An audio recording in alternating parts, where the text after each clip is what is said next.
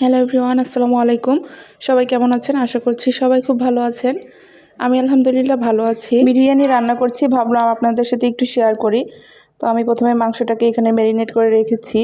এখানে সব ধরনের মশলা দিয়েছি, আদা রসুন বাটা, বাদাম বাটা, কিশমিশ বাটা, বিরিয়ানির মশলা, জিরার গুঁড়া, মরিচের গুঁড়া, লবণ, সব টক দই সব কিছু দিয়ে মেখে রেখে দিয়েছি।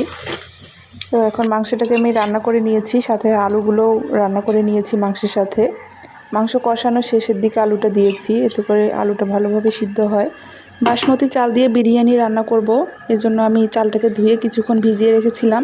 এখন চালটাকে সিদ্ধ করে নিব, পুরোপুরি সিদ্ধ করব না, একটু শক্ত থাকবে ভিতরে, সেই পর্যায়ে নামিয়ে ফেলবো।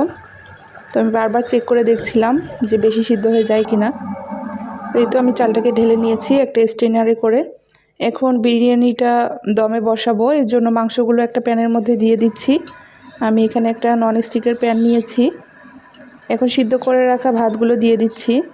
উপর দিয়ে কিছু পেঁয়াজের বেরেস্তা দিয়ে দিচ্ছি, কয়েকটা কাঁচামরিচ দিচ্ছি, আর সামান্য পরিমাণে একটি কেওড়া জল দিয়ে দিচ্ছি।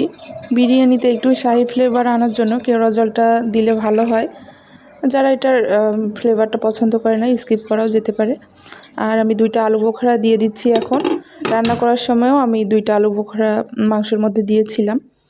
এখন ঢাকনাটাকে লাগিয়ে দিয়ে একটা ময়দার ডো বানিয়ে মুখটাকে সিল করে দিলাম। চুলায় একটা তাওয়া বসিয়ে দিয়ে প্যানটাকে তাওয়ার উপরে দিয়েছি।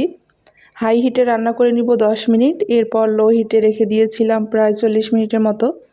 এই তো বিরিয়ানিটা আমার হয়ে গেছে, এখন আমি এটাকে সার্ভ করব। তো এই যে ময়দার যে ডোটা মাখিয়ে সিল করে দিয়েছিলাম সেটাকে কেটে নিলাম। এখন একটু নেড়েচেড়ে মিক্সড করে নিচ্ছি। মাংসগুলো যেহেতু নিচে ছিল, পোলাওয়ের সাথে একটু মিক্সড করে নিচ্ছি। তো এই তো বিরিয়ানি রেডি।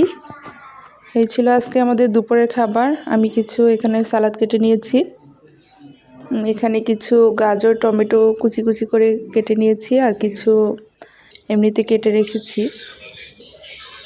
তো কেমন লাগলো আজকের ভিডিওটি কমেন্ট করে জানাবেন, আর ভালো লেগে থাকলে একটা লাইক দিবেন। আজকের ভিডিওটা এখানে শেষ করছি, দেখা হবে পরের কোনো ভিডিওতে। সেই পর্যন্ত সবাই ভালো থাকবেন, আল্লাহ হাফেজ।